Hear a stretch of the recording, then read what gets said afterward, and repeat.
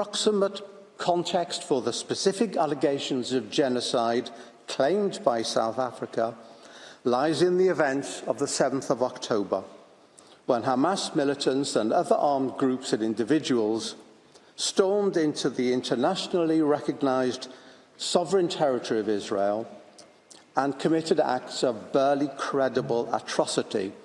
It was these events that truly constitute the real context for South Africa's allegations. Indeed, such acts may be seen as the real genocide in this situation. All right, let's discuss this further with Hassan Ben Imran. He is a board member at Law for Palestine. He joins us now live here in the studio. Hassan, good to have you on. So we just played the sound bites, but you had a chance to listen to all of Tal Becker as well as the statement made by Malcolm Shaw. My first question to you is your initial reaction in terms of the arguments that was put forth.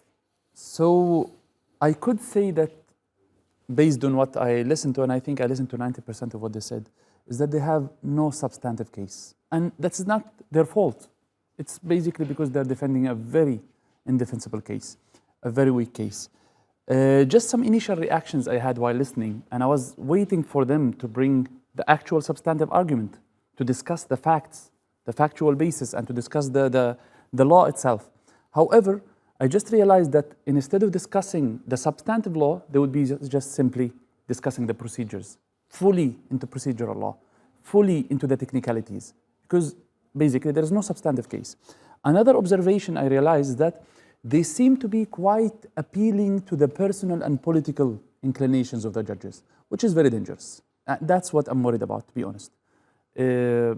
Appealing to the pressure that the judges would be subject to, appealing to the inclinations that these judges and prejudices that they might already have.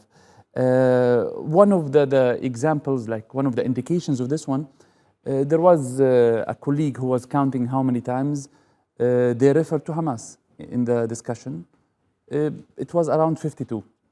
And how many times they referred to IHL, for example, International Humanitarian Law, and the 90% of that I listened to is zero times.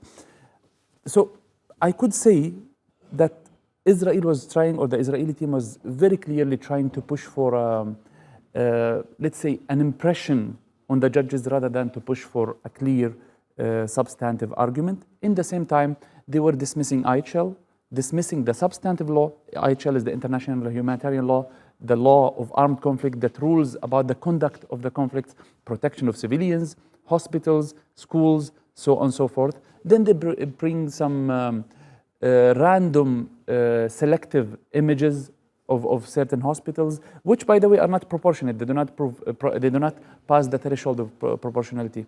To conclude, I see a very clear attempt by the Israeli team, the Israel's legal team, to conflate between civilians and militants and combatants in a way that would de-civilianize the population of Gaza, discarding the issue of dismissing proportionality, discarding the limit to collateral damage, discarding many other basic pillars of IHL. No, here's the question I want to ask briefly.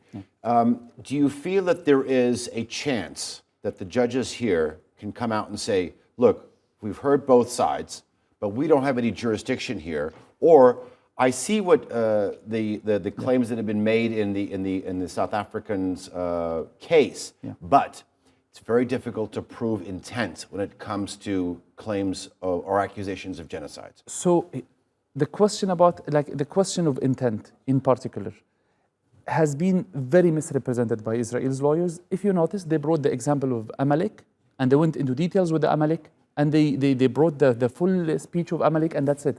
So they didn't negate the fact that Netanyahu said that. They didn't negate that this is a genocidal statement. However, they were trying to minimize the effect of it.